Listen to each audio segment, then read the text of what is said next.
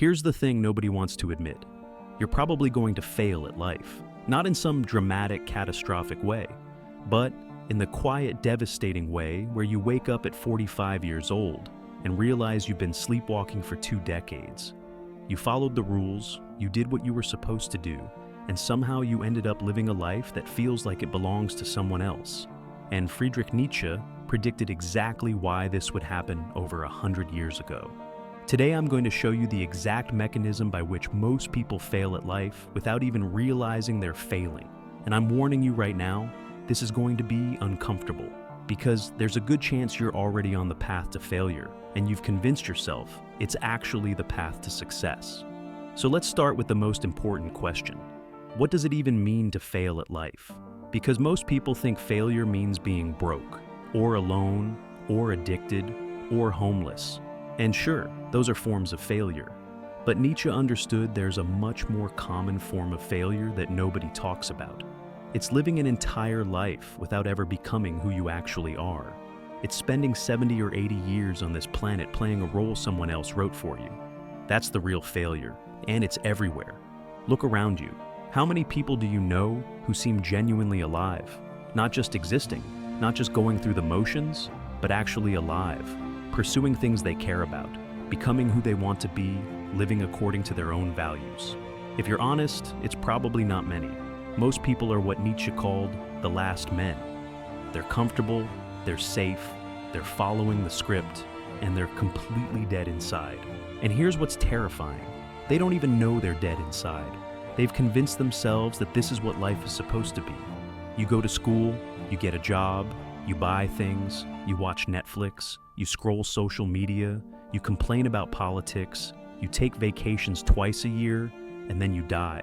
And if you question this, if you suggest there might be more to life, people look at you like you're crazy. Nietzsche predicted this. He said that modern life would create a specific type of person, someone who wants nothing more than comfort and safety. Someone who has no great ambitions, no burning desires, no willingness to suffer for something meaningful. Someone who just wants to be left alone to pursue small pleasures. And he was right. That's most people. That's probably you. Now, before you get defensive, before you start listing all the ways you're different, just sit with that for a moment. Are you really pursuing something meaningful? Or are you just optimizing for comfort? Are you becoming who you want to be? Or are you becoming who you're expected to be? Are you building a life you'd choose? Or are you just accepting the default options? Here's why most people fail at life, according to Nietzsche.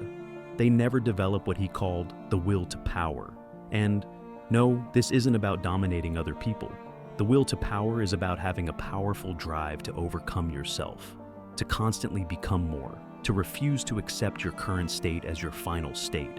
It's about having something you're willing to suffer for, something that makes all the difficulty worthwhile. Most people don't have this. They have the will to comfort instead. They organize their entire lives around avoiding pain, avoiding risk, avoiding discomfort. And this seems rational. This seems like the smart approach. But it's actually the mechanism of failure, because anything meaningful in life requires you to go through discomfort. There is no comfortable path to a life worth living. Think about it. Every meaningful relationship requires difficult conversations. Every meaningful career requires risk and uncertainty. Every meaningful personal growth requires you to face things about yourself you'd rather avoid. If your primary goal is comfort, you will systematically avoid everything that makes life meaningful. And then you'll wonder why your life feels empty. Nietzsche saw this happening in his own time, and it's gotten so much worse now. We live in a culture that's completely obsessed with eliminating discomfort. Everyone needs to feel safe. Everyone needs to avoid triggers. Everyone needs constant validation. We've created a world where you can live your entire life without ever being genuinely challenged, without ever having to face difficulty, without ever having to grow. And people think this is progress. They think this is enlightenment. But Nietzsche would say, this is death. This is the creation of a society of last men. People who are so comfortable, so safe, so unchallenged that they never become anything. They just exist. They consume. They distract themselves. And they call it living. Let me tell you about another reason people fail. Nietzsche talked about the herd mentality. Most people don't think for themselves. They don't choose their own values. They don't decide what they actually want. They just absorb whatever their environment tells them to want. Their family, their friends, their culture, social media, advertising, all of it pouring into their heads, telling them what to value, what to pursue, what to be. And here's the insidious part. People think these are their own thoughts. They think they're making their own choices. But they're not. They're just executing the programming. They want the things they're supposed to want. The house, the car, the wedding, the vacation, the promotion. Not because these things actually align with who they are, but because these are the things you're supposed to want. This is why people can achieve all their goals and still feel empty. They climbed the ladder only to realize it was leaning against the wrong wall. They spent 20 years pursuing something they didn't even actually want. They were just following the herd, and the herd doesn't know where it's going. It's just moving because everyone else is moving. You want to know if you're part of the herd? Ask yourself this. Can you articulate why you want the things you want? Not just surface level reasons, but deep reasons. Why do you want that job? Why do you want that lifestyle? Why do you want that relationship? If your answer sounds like something out of a commercial or something your parents would say, you're part of the herd. You're failing at life because you're living someone else's life. Now here's where it gets really dark. Nietzsche talked about something he called the last man. And this is the endpoint of herd mentality. The last man is someone who has no ambitions beyond comfort. Someone who thinks the highest achievement is to be safe, to be comfortable, to be happy in a shallow, fleeting way. Someone who looks at people with great ambitions and thinks they're crazy. The last man says things like, "What's the point of working that hard?" Or, "Why stress yourself out?" Or, "Isn't it enough to just be happy?" And on the surface, these seem like reasonable questions. But what they're really saying is, I have nothing I care about enough to suffer for. I have no great loves, no great purposes, nothing that makes life feel worth living beyond momentary pleasures. And this is most people. Most people would rather be comfortable than great. Most people would rather avoid pain than pursue meaning. Most people have been so domesticated by modern life that they can't even imagine wanting something enough to sacrifice for it. They look at people who are driven, who are ambitious, who are willing to suffer for their goals, and they think those people are the problem. Nietzsche would say, the last man is the ultimate failure, because the last man has given up on becoming anything. They've accepted their current state as their final state. They've stopped growing, stopped striving, stopped reaching for anything beyond what's easy and comfortable. And then they rationalize this as wisdom. They call it being realistic or being mature or being content. But it's not. It's failure disguised as virtue. Let me tell you about another mechanism of failure that Nietzsche identified: slave morality. This is when you define what's good based on what makes you feel safe and what protects you from challenge. So, things like excessive humility, conformity, obedience, self-sacrifice, these become your highest values. And here's why this leads to failure. Because these values are designed to keep you small. Slave morality doesn't say, become great. It says, don't stand out. Don't be arrogant. Don't be selfish. Don't pursue your own interests too much. It's a moral system designed to keep people manageable, to keep them from threatening the existing order, to keep them from actually becoming powerful. And most people have internalized this completely. They're more afraid of being seen as arrogant than they are of wasting their potential. They're more concerned with what people think than with what they could become. They've been trained to see their own ambition as a character flaw.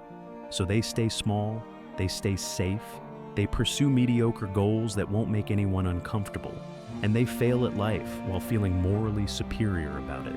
You want to know if you've internalized slave morality? Pay attention to your self-talk. When you think about doing something ambitious, what voice pops up? Does it say, "Who do you think you are?" Does it say, "That's selfish"? Does it say, "People will think you're arrogant"? Does it say, "You should be grateful for what you have"? That's slave morality. That's the internalized voice of mediocrity trying to keep you manageable. And the worst part is, other people will reinforce this.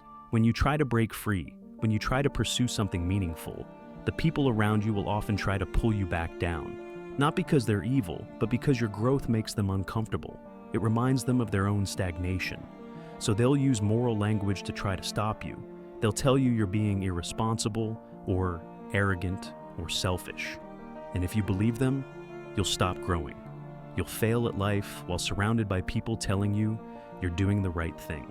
Now let's talk about something Nietzsche called resentment. This is one of the most toxic psychological patterns, and it's everywhere. Resentment is when you can't achieve something, so instead of admitting that and improving, you convince yourself that thing was never valuable anyway. You turn your failure into a moral victory. The person who can't build a successful business convinces themselves that business owners are greedy. The person who can't get in shape convinces themselves that caring about fitness is vain. The person who can't create anything convinces themselves that ambition is shallow. They're not just failing. They're building an entire worldview around their failure that makes it impossible to ever succeed. And this is why people stay stuck for decades, because they're not just dealing with a practical problem. They're dealing with a psychological defense mechanism that makes the problem unsolvable. You can't get better at something if you've convinced yourself that thing is bad. You can't pursue a goal if you've convinced yourself the goal is immoral. Look at your own life. What have you convinced yourself doesn't matter? What have you decided isn't important? What have you rationalized as not being worth pursuing? Now, ask yourself honestly, did you decide that through genuine reflection? Or did you decide that after failing, or after being too afraid to try? Because if it's the latter, that's resentment. That's failure disguising itself as wisdom. Here's another reason most people fail, and this one's going to make you uncomfortable. Nietzsche said that you need to love your fate, amor fati. Whatever your circumstances are, whatever cards you've been dealt, you need to embrace them fully and use them as the exact conditions necessary for your growth. But most people don't do this. Most people spend their entire lives complaining about their circumstances. If only they had more money. If only they had better parents. If only they lived somewhere else. If only they had different opportunities. If only, if only, if only. They're waiting for perfect conditions before they start living, and perfect conditions never come. This is a guaranteed path to failure, because life is never going to be perfect. Your circumstances are never going to be ideal. There's always going to be something you can point to as an excuse. And if you're waiting for all the obstacles to disappear before you start pursuing what matters, you're going to die waiting. The obstacles are the path. The challenges are the curriculum. The difficulties are what make success meaningful. Nietzsche would say that the ability to embrace your fate, to stop complaining about your circumstances and start using them, is one of the key differences between people who succeed at life and people who fail. Winners look at obstacles and see opportunities. Losers look at opportunities and see obstacles. Same reality, completely different interpretation. So ask yourself right now, what are you complaining about? What circumstances are you using as an excuse not to pursue what matters? Whatever it is, that's probably the exact thing you need to embrace and work with. That limitation might be the thing that forces you to develop the skills and character you need to succeed. But you'll never know if you spend all your time wishing it was different. Let me tell you about one of the most dangerous traps that leads to failure. Nietzsche talked about how most people never become who they are. They spend their entire lives being who they think they're supposed to be. They never do the difficult work of figuring out their own values, their own desires, their own path. They just accept the default programming and call it their life. And this is absolutely everywhere. People go into careers they don't care about because it's what their parents wanted or what pays well or what seems prestigious. They pursue relationships that don't fulfill them because it's what they're supposed to do at their age. They live in places they don't like because that's where their job is. They spend money on things they don't care about because that's what successful people do. They're performing someone else's idea of a good life. And the worst part is, many of them don't even realize it. They feel this vague dissatisfaction, this sense that something's missing, but they can't identify what it is. What's missing is them, their actual self, the person they could have been if they'd ever bothered to figure out who that is. Here's a test. Can you describe what you value without using words that came from your parents, your culture, your education? Can you explain what you want without referencing what you're supposed to want? Can you articulate who you are beyond your roles and labels? If you can't, you're failing at life because you're not even living your own life. You're living a hand-me-down life.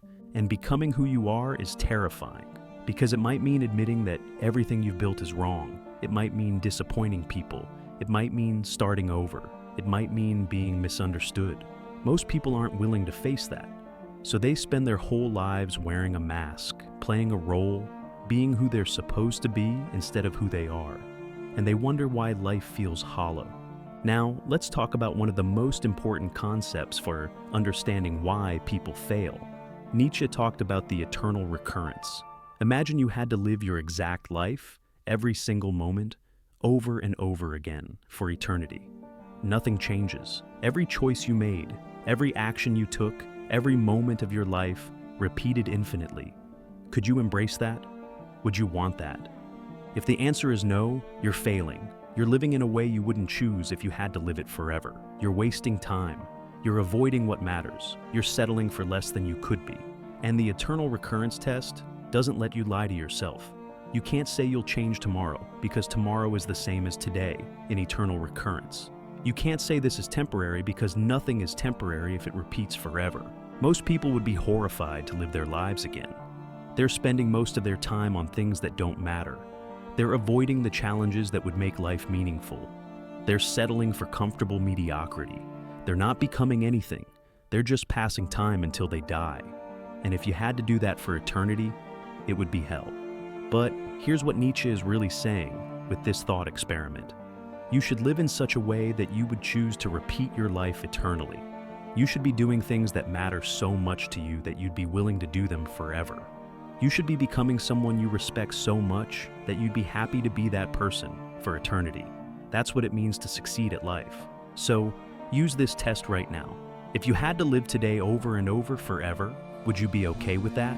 What about this week, this month, this year? If the answer is no, what are you doing? Why are you living in a way you wouldn't choose to repeat? Why are you wasting your limited time on Earth doing things that don't matter enough to do forever? Here's another massive reason people fail that Nietzsche identified. Most people are addicted to pity, not just feeling pity for others, but wanting pity for themselves. They love being victims. They love having excuses. They love explaining why their life is hard and why nothing is their fault. And this feels good in the moment because it absolves them of responsibility. But it's absolutely poisonous, because when you see yourself as a victim, you give away all your power. If nothing is your fault, then you can't change anything. You're just floating along, buffeted by circumstances, unable to control your own life. And this is comfortable in a sick way because it means you never have to try. You never have to take risks. You never have to face the possibility that you could have done better. Nietzsche would say that pity, especially self-pity, is one of the most destructive emotions because it keeps you weak, it keeps you stuck, it gives you permission to fail. And our modern culture is completely soaked in this. Everyone's competing to be the biggest victim. Everyone's got a reason why they can't succeed. Everyone wants sympathy instead of solutions. And if you're stuck in this mindset, you will fail at life. Guaranteed, because you're not taking responsibility for your life. You're not seeing yourself as the author of your own story. You're seeing yourself as a passive character to whom things happen. And as long as you see yourself that way, nothing changes. The shift you need to make is brutal but necessary. Everything in your life is your responsibility. Not your fault necessarily, but your responsibility. Your circumstances, your emotions, your relationships, your career, your health, all of it. Even the things that happened to you that genuinely weren't your fault. Your response to those things is your responsibility. And until you accept that, you're powerless. Let me tell you about one more way people fail. Nietzsche talked about the death of God, and most people completely misunderstand what he meant. He wasn't celebrating, he was warning us. He was saying that when people stop believing in traditional religion and traditional values, they don't automatically become free thinkers. Most of them just find new things to worship, new authorities to obey, new dogmas to follow. And he was absolutely right. Look at modern life. People who don't believe in God believe in science as if it's infallible. They believe in political ideologies as if they're absolute truth. They believe in social media consensus as if popularity equals correctness. They've just replaced old authorities with new authorities. They're still following the herd. They still haven't learned to think for themselves. This is why most people fail. They never develop intellectual independence. They never question deeply. They never examine their own beliefs and values to see if they're actually true, or if they just absorb them from their environment. They're mentally lazy. They want someone else to tell them what to think, what to value, what to pursue, and then they spend their lives living according to these unexamined beliefs. Nietzsche's solution was to become what he called a free spirit, someone who questions everything, someone who thinks for themselves, someone who creates their own values based on what actually enhances life, rather than just accepting whatever values they inherited. But this is difficult. It's lonely. It means you might come to conclusions that separate you from the herd. And most people aren't willing to pay that price. So they stay in the herd. They think what they're supposed to think. They want what they're supposed to want. They live how they're supposed to live. And they fail at life because they never become individuals. They're just copies, variations on a theme, interchangeable parts in a machine. And deep down, some part of them knows it. Here's what this all comes down to. Nietzsche predicted that most people would fail at life because most people are not willing to do what's necessary to succeed. They're not willing to embrace difficulty. They're not willing to think independently. They're not willing to take full responsibility. They're not willing to question their programming. They're not willing to risk comfort for meaning. They're not willing to become who they actually are instead of who they're supposed to be. Success at life, real success, requires you to be exceptional. Not in the sense of being better than others, but in the sense of being an exception to the rules. You have to be willing to suffer for something meaningful. You have to be willing to stand alone. You have to be willing to be misunderstood. You have to be willing to face difficulty that others avoid. You have to be willing to become your own person in a world that wants you to be a copy. And most people aren't willing to do that. They want success, but they want it to be comfortable. They want meaning, but they don't want to suffer for it. They want to be individuals, but they don't want to separate from the herd. They want transformation, but they don't want to change. And so, they fail. Not dramatically, but quietly. Not all at once, but slowly, year after year, until they wake up one day and realize they wasted their life. But here's the thing. It doesn't have to be that way. You can choose differently, right now, today. You can decide to stop following the herd. You can decide to embrace difficulty. You can decide to figure out who you actually are. You can decide to take full responsibility for your life. You can decide to pursue something meaningful regardless of whether it's comfortable. The question is, will you, or are you going to prove Nietzsche right? Are you going to be another person who fails at life because it's easier than succeeding? Are you going to be another last man, comfortable and safe and completely dead inside? Are you going to spend your one life being who you're supposed to be instead of who you are? That's the choice. And it's not a one-time choice. It's a choice you make every single day. Every time you face discomfort, you choose whether to embrace it or avoid it. Every time you face a decision, you choose whether to follow the herd or think for yourself. Every time you face difficulty, you choose whether to grow or to make excuses. Nietzsche predicted most people would make the comfortable choice. Most people would choose safety over meaning. Most people would choose conformity over individuality. Most people would choose mediocrity over greatness. He predicted that modern life would create a world full of last men, and he was right. Look around, he was absolutely right. But you don't have to be one of them. You can be the exception. You can be someone who actually lives, someone who becomes who they are, someone who pursues meaning even when it's difficult, someone who takes responsibility, someone who thinks independently, someone who refuses to settle for comfortable failure. The path is clear. Nietzsche laid it out. The question is whether you have the courage to walk it, because most people don't. Most people will fail at life. And now you know exactly why.